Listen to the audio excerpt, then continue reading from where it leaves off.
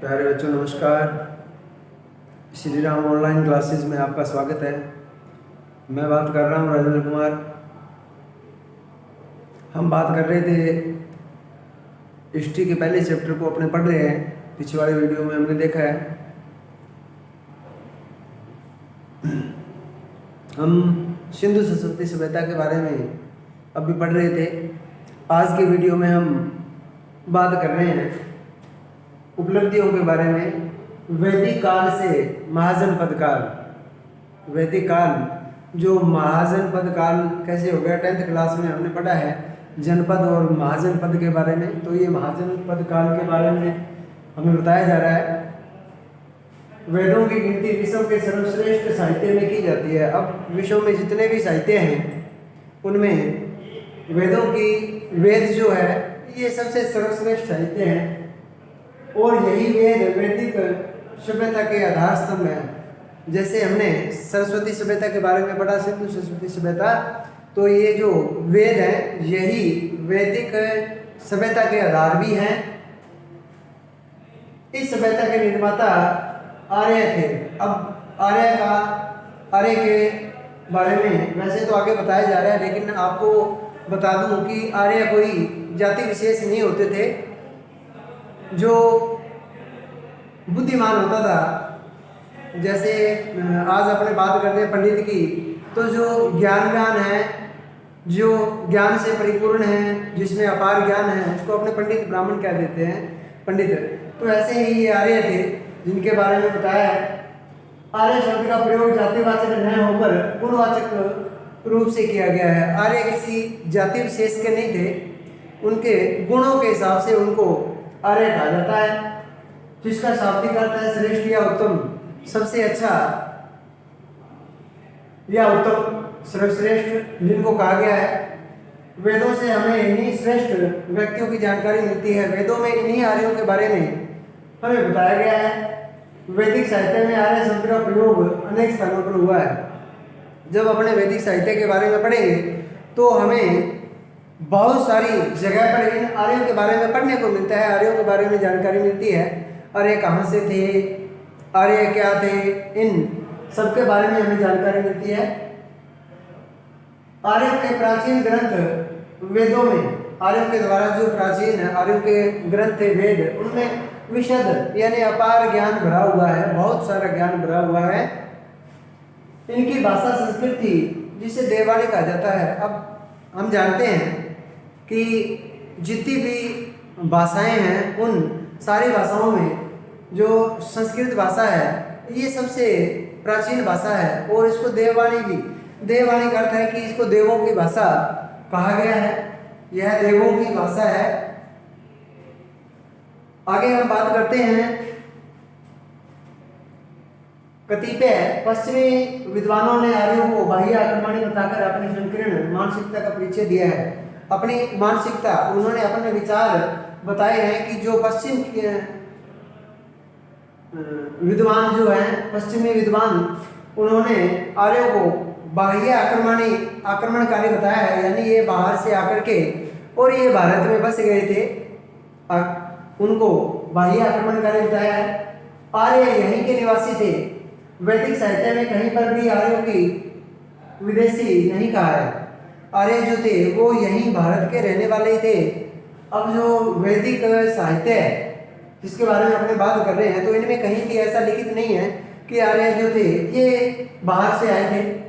आर्यों ने भारत भूमि की प्रशंसा करते हुए नदियों को देवी माँ कहा है। आर्यों ने अपने वैदिक साहित्य में भारत भूमि की बहुत ही प्रशंसा की है और उन्होंने प्रशंसा करते हुए कहा है कि भारत भूमि जो है वो नदियों, देवी माँ के रूप में उन्होंने बताया कि भारत भूमि नदियों से भरी हुई है। आज हम भी जानते हैं कि भारत देश में बहुत सारी नदियाँ हमें मिलती है, तो शायद इसीलिए आर्यों ने भारत को नदियों व देवी माँ कहा है।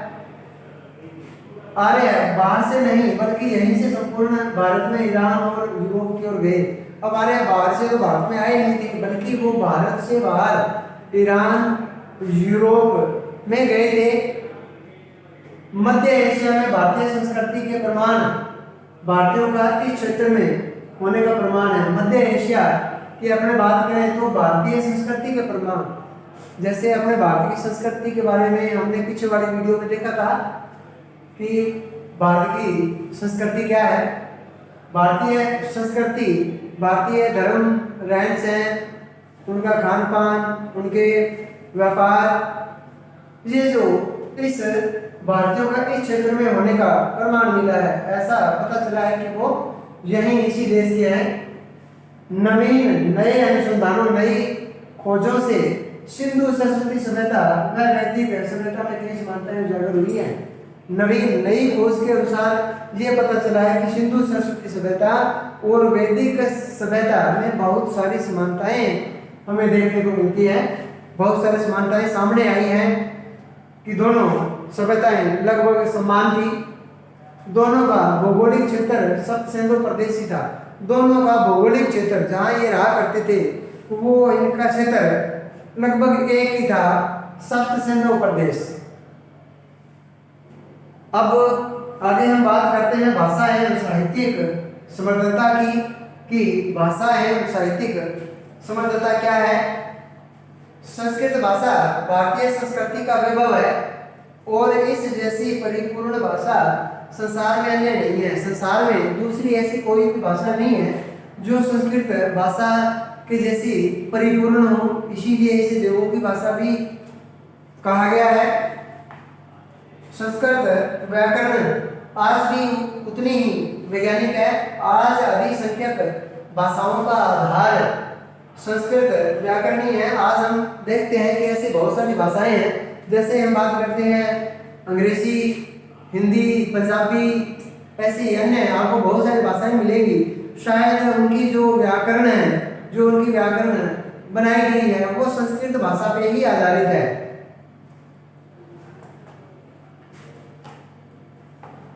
प्राचीन काल में जितना साहित्य संस्कृत में लिखा गया है उतना किसी भी भाषा में लिखा हुआ हमें नहीं मिलता है। लिपि का विकास ब्राह्मी लिपि के रूप में हुआ है, जिसकी प्रशंसा मैकडोनाल्ड जो पुरातत्वविद इतिहासकार है ने अपनी पुस्तक हिस्ट्री ऑफ संस्कृत लिटरेचर में की है।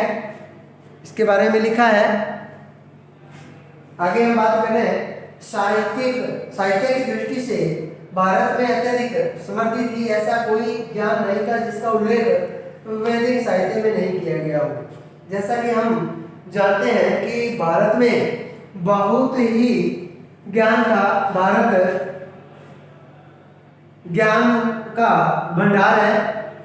तो भारत के निवासी जहाँ कहीं भी गए उन्होंने अपने ज्ञान का प्रचार प्रसार किया, अपनी संस्कृति का प्रचार प्रसार किया। शायद इसीलिए हमें दूसरे देशों में भी भारत की संस्कृति मिलती है। हमारे ऋषियों ने लंबे समय तक जिस ज्ञान का साक्षात्कार किया है, ऋषि मुनियों ने जो भी ज्ञान बताया है उसका वेदों में संकलन किया गया है। वो सारा ज्ञान वेदों से हमें मिलता है, इसलिए वेदों को संहिता भी कहा गया है। प्रारंभ में इनको लिपिबद्ध नहीं किया गया था। जो भी वेद थे इनको लिपिबद्ध रूप में नहीं लिखा गया था, नहीं किया गया था। मौखिक रूप से सुनाकर इन्हें निरंतर रखा, इसीलिए इन्हें श्रुति भी कहा गया है।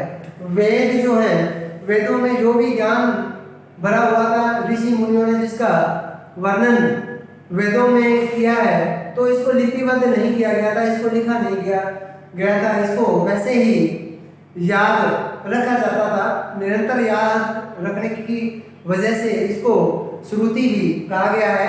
वेदों को श्रुति कहते हैं, श्रुति का नाम भी दिया गया है। वेद 4 होते हैं, ऋग्वेद, अथर्ववेद, सामवेद, यजुर्वेद। ये 4 वेद हैं। प्रत्येक वेद की संहिता से संबंधित ब्राह्मण, आर्यक व उपनिषद भी हैं। आर्यों का जो आर्य की अपने बात कर रहे थे, उनका सबसे प्राचीन ग्रंथ जो है वो ऋग्वेद है। इसमें 10 मंडल और 1028 सूक्त हैं। ऋग्वेद में 10 मंडल और 1028 सूक्त का उल्लेख किया हुआ हमें मिलता है ऋग्वेद में। इसमें छंदों में रचित देवताओं की स्तुतियां भी की है। प्रत्येक सूक्त में देवता व ऋषि का उल्लेख भी मिलता है। कुछ सूक्तों में युद्धों व आचार विचारों का वर्णन किया गया है। कुछ सूक्त जो ऋग्वेद में लिखे गए हैं उनमें युद्ध व आचार विचार का वर्णन हमें मिलता है। सामवेद में काव्यात्मक रचनाओं का संकलन है। सामवेद जो है दूसरा वेद, उसमें काव्य लिखे हुए हैं। इसमें 1801 मंत्र हैं। इनमें से केवल 75 मंत्र नए हैं, बाकी जो सारे हैं वो ऋग्वेद से लिए गए हैं। ये मंत्र यज्ञ के समय देवताओं की स्तुति यानी देवताओं की प्रार्थना के लिए गाए जाते थे। यज्ञ, कर्मकांडों, अनुसंधानों, पद्धतियों का संग्रहण इन सबका ये यजुर्वेद में किया गया है। इसमें 40 अध्याय हैं एवं शुक्ल व कृष्ण यजुर्वेद के 2 भाग हैं। शुक्ल कृष्ण, जिसको आज अपने कृष्ण पक्ष और शुक्ल पक्ष के रूप में जानते हैं, अमावस्या पूर्णिमा। अंतिम वेद अथर्ववेद में 20 मंडल हैं, 731 सूक्त हैं और 6000 इसमें मंत्र लिखे हुए हैं। इसकी रचना अथर्व ऋषि द्वारा की गई थी। अथर्ववेद की रचना अथर्व ऋषि के द्वारा की गई। इसका अंतिम अध्याय ईशोपनिषद है, जिसका विषय आध्यात्मिक चिंतन है, मनन है, आत्मा का चिंतन, स्वयं का विचार, ये इसमें बताया गया है। आज हमने वेदों के बारे में पढ़ा। वेद क्या थे, किन्होंने लिखे, किसने लिखे, इसके बारे में आज की वीडियो में हमने देखा। तो आशा करता हूँ कि आज का वीडियो आपको पसंद आया होगा। वीडियो को ज़्यादा से ज़्यादा देखें, अधिक से अधिक इसको शेयर करें और अधिक से अधिक अपने साथियों को बताएं कि वो वीडियो को पूरा देखें। इन्हीं शब्दों के साथ जय हिंद।